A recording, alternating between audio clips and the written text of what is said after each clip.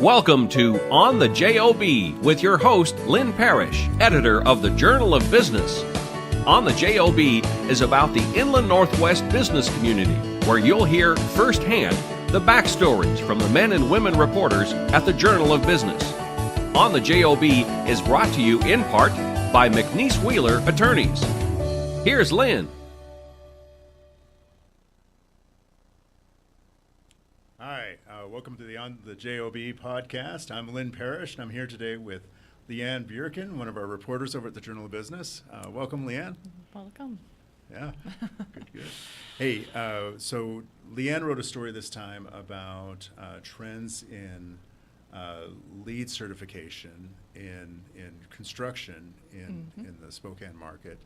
And I think a good place to start, LeAnn, is with talking about what LEED is. What does LEED stand for, and what's it all about? Gotcha. So LEED stands for Leadership in Energy and Environmental Design. Mm-hmm. So when we talk about LEED projects, we're talking about a system. It's a rating system that was developed by the U.S.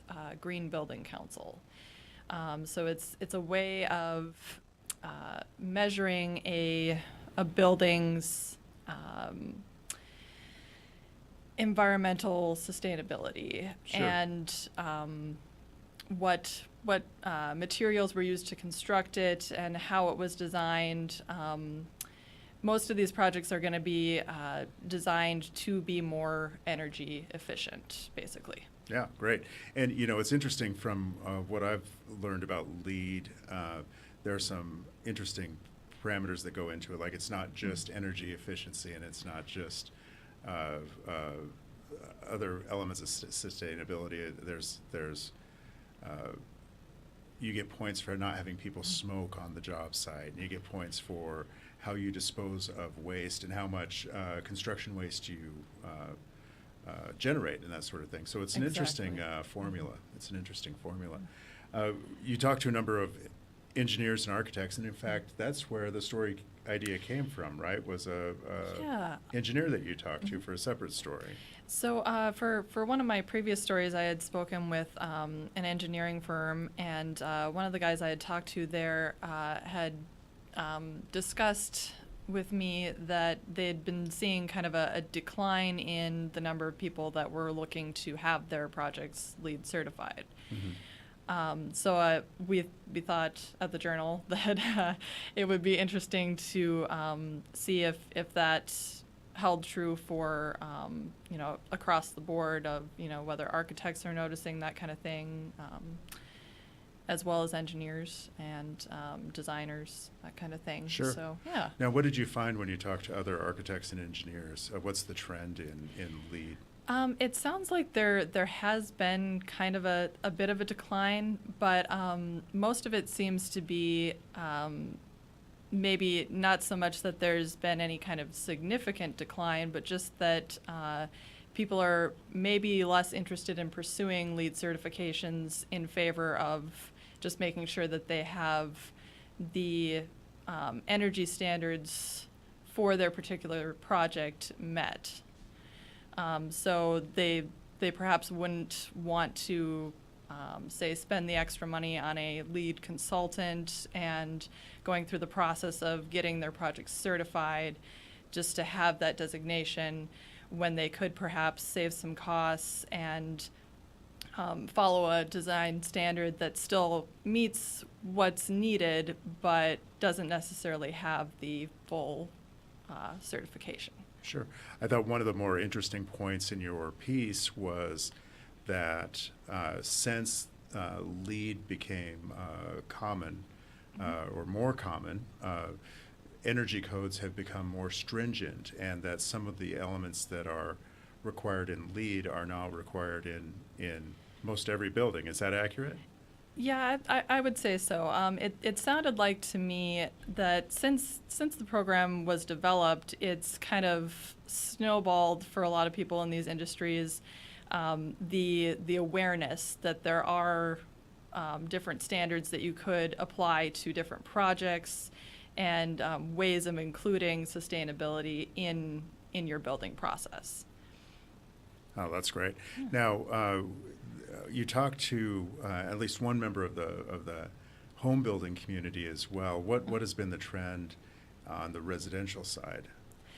It sounds like they're kind of facing some of the same issues that the commercial side is, where, well, for residents, it comes down to what the homeowner is willing to put into their project. So if they want to invest in, say, solar panels versus something else, Granite countertops or something like that. Exactly. Yeah. Then that's kind of their choice as to whether they would like to pursue a certain standard of energy efficiency with their own home. Sure. So they are working to keep educating people as to what kind of efficiency options are available and how they could go about including those in their homes.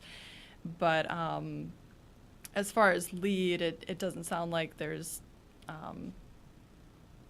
I guess yeah, sure. There's not the demand. there's from not the, as from big the of a homeowner. demand or push for that specific program Sure.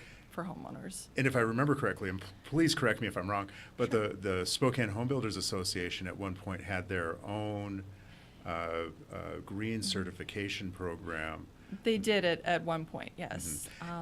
Yeah, go ahead. Oh, and I was just going to say, and then they found that the demand for that from the consumer was not as great as might have been anticipated. Is that right? Yeah, it sounds like it kind of right around the recession was where it was just kind of petering off, and they were like, well, is it worth it to keep this program going, or what are we seeing in terms of demand? And it just kind of fizzed out.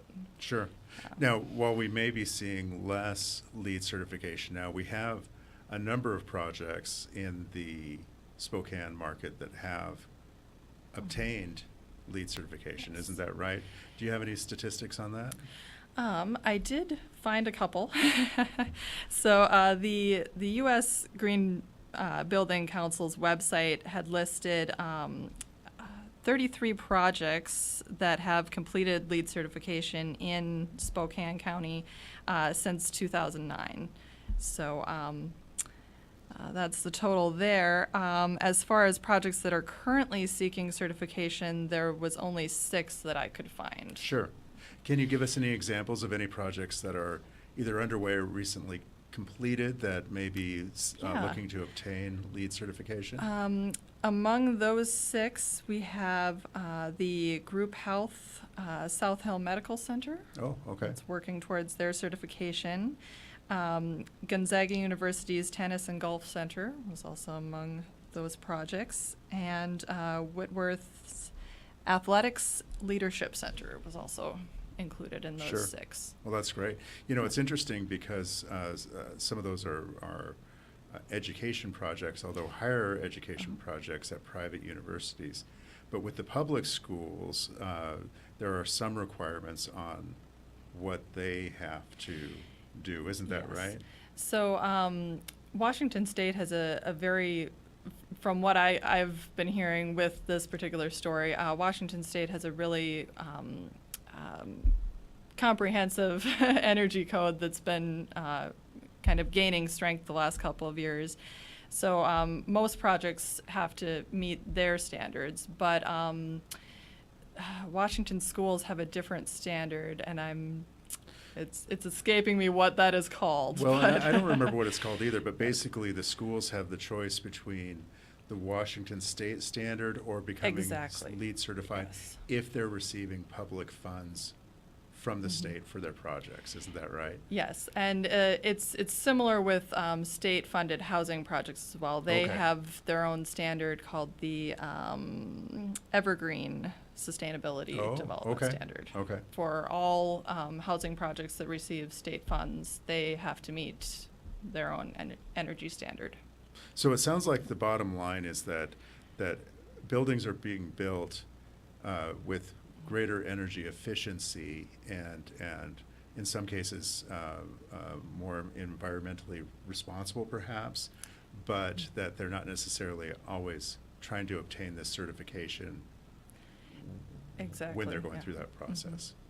And it did seem to me in researching this that that the people behind the LEAD program are seemingly kind of aware of that, you know, now that we have these standards and this program and people are understanding what it means to add in some of these sustainability standards, now they're developing their own for each industry. So now LEAD has kind of begun to add ratings based on the type of project you're working on and what you're looking to achieve. Okay. Now, is that what happened with the Avista? Was it the Avista corporate headquarters project that you allude to in your story, where they received a LEED certification, but it was a more specialized certification?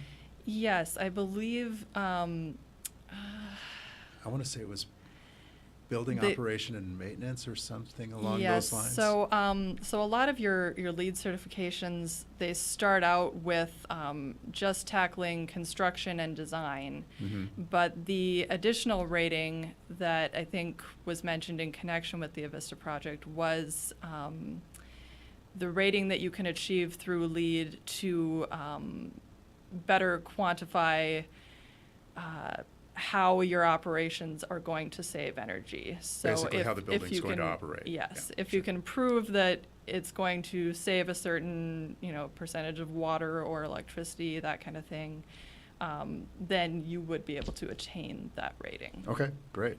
Well, this is a great story. You did a good job on it. It was a good read. Check it out. And if I can give one more plug for LeAnn before we go, she is doing a page called Restaurants and Retail for our local section in every paper now. And the first one was really strong. It looks like it's going to be a great feature for us. Yeah, it should be a lot of fun. All new businesses, restaurants, retail, we want to hear what you guys are working on. Yeah, great. Well, thanks, LeAnn. Thank Appreciate you. it. On the JOB is produced in Spokane, Washington by SpokaneTalksOnline.com, which is solely responsible for its content. On the JOB is brought to you by our friends at McNeese Wheeler Attorneys.